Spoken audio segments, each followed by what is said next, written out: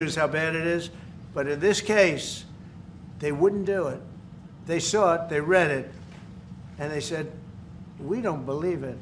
And it was only after, substantially, like a month and a half after the election, that it got printed, and it was a big wisp. It was just like a bang of nothing, because the election had ended. If that report had gotten published by the New York Times or somebody, and I respect the Times for maybe only this, because they're crooked as you can be. They're a terrible paper, a crooked, corrupt paper. But for this one moment, they said, this is bullshit, we can't put this in. And neither could any other paper. Wall Street Journal's a lousy paper, very, very dishonest paper. As you see, I'm suing them for a lot of money because they do things very badly. It's got a nice name, but it's really, in my opinion, it's a terrible paper. And it can be corrupt.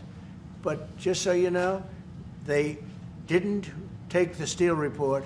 It was the dossier. Remember the famous dossier? I called it the fake news dossier. The news wouldn't publish it. And I'm amazed. They had 2.5 months. It was finished. 2.5 months. That was supposed to be what was going to happen. And it got published a couple of months after the election. And frankly, nobody cared too much about it. But that was a big thing. No, we caught Hillary Clinton. We caught Barack Hussein Obama. They're the ones. And then you have many, many people under them. Susan Rice. They're all there. The names are all there. And I guess they figured they're going to put this in classified information and nobody will ever see it again, but it doesn't work that way. And it's the most unbelievable thing I think I've ever read. So you ought to take a look at that and stop talking about nonsense, because this is big stuff. Never has a thing like this happened in the history of our country. And by the way, it morphed into the 2020 race. And the 2020 race was rigged, and it was a rigged election. And because it was rigged, we have millions of people in our country. We had inflation. We solved the inflation problem. But millions and millions of people came into our country because of that. And people that shouldn't have been, people from gangs and from jails and from mental institutions, people that we don't want in our country, and people that we're getting out, dangerous people. 11,888 murderers, many of them, 50%, more than 50%, murdered more than one person. I hate to say this with such a distinguished guest, but you know, they asked me a question. I got to answer the question. No, Barack Hussein Obama is the ringleader. Hillary Clinton was right there with him, and so was Sleepy Joe Biden, and so were the rest of them. Comey, Clapper, the whole group. And they tried to rig an election, and they got caught. And then they did rig the election in 2020. And then because I knew I won that election by a lot, I did it a third time, and I won in a landslide. Every swing state won the popular vote. But I won that all the same way in 2020. And look at the damage that was caused.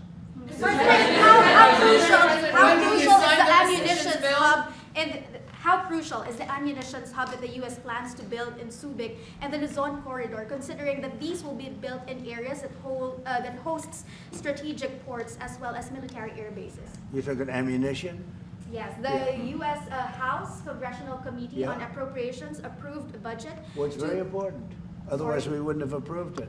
Sorry? Yeah, it's very important. Otherwise, we wouldn't. We need ammunition. We're going to end up in a few months, we'll have more ammunition than any country has ever had. We're going to have more missiles than any country has ever had. We're going to have all the speedy missiles. We'll have the speedy ones, the slow ones, the accurate ones, the ones that are slightly less accurate. We have everything. But we will have more ammunition than any country has ever had. It's very important to me. Okay.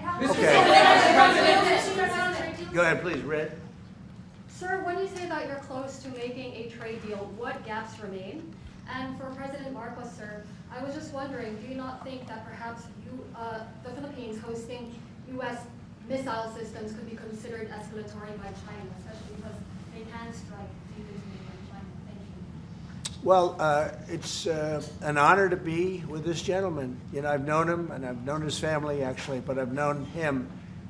And I assume you're from the Philippines? Are you from the Philippines? Yes, sir. That's good. You're very lucky to be from the Philippines, right? It's a great place. But we're going to have a very good relationship. I mean, I know you had some problems with another president, and it was not your fault. It was the president's fault. And the country was maybe tilting toward China. but we untilted it very, very quickly. But you know, you had a country that was tilting toward China for a period of time, and I just don't think that would have been good for you. You can deal with China, you should deal with China, but when I got elected, everything changed and they came right back to us.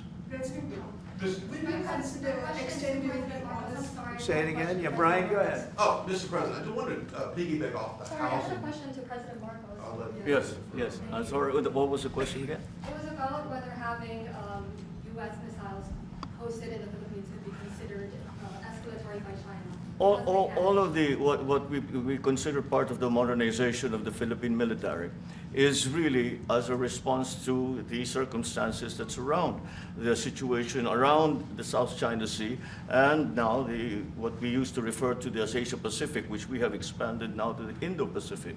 And if we would certainly, like in any kind of military spending, we would wish that it wasn't necessary, but it is. And so that is what we are doing. And as an adjunct to the question about the ammunition production, this is actually, the United States is assisting the Philippines in what we call our self-reliance defense program, which is to allow us to be self-reliant and to be able to stand our own 2 feet, whatever the circumstances that occur in the future. And the reason that we have encouraged more interaction with the United States is because it is necessary. And it is not just with the United States. It is with all our neighboring countries and even countries as far afield as the Scandinavian countries, the EU. And so this is an ongoing process. And again, I will stress the point that we do this because we feel it is necessary. And don't forget, just as tantamount to what you're asking, the Philippines were loaded up with ISIS and a lot of terrorists, and they were at a very, very dangerous point. And during my administration, we went in and we wiped them out, working with the Philippines, but we wiped them out. But if we didn't go in, I don't know what would have happened. I don't know who would be your president right now. But we spent a lot of time and a lot of talent on going into the Philippines and wiping out terrorists. They had a tremendous problem during my administration. And we cleaned it up, we got them out, and now you really have a good, solid country again. I believe so, yes. How can you make it more permanent, sir? Mr. President, I want to follow up on the housing question. Yeah. We've got no tax on tips, no tax on overtime, no tax on Social Security. How important is it we have no tax on home sales, capital gains, to unleash the housing market in this country? Well, we're thinking about that, but would also unleash it just by lowering the interest rates. If the Fed would lower the rates, we wouldn't even have to do that. But we are thinking about no tax on capital gains on houses. And I'm very impressed that you asked that question because nobody knew that. Well, how did you find that out? That's very. I wonder why there's somebody I'm very close to. There's a leaker. There's a leaker. I've also got a question. I find it a very interesting world that we know more about two people at a Coldplay concert just hours after that viral video than we know of Thomas Crooks 1 year after attempting to assassinate you. What is holding back the investigation on Thomas Crooks? Well, they've reported to me and they've told me things, and they really say they haven't found anything that was abnormal. I would say this: the Secret Service was very brave because they were right there and they jumped on me. They made a mistake. They should have had somebody on that roof, and they should have had communication with the local police, who also, I mean, they did a very good job, but they made some mistakes, and we have a whole different group of people now. I don't think anything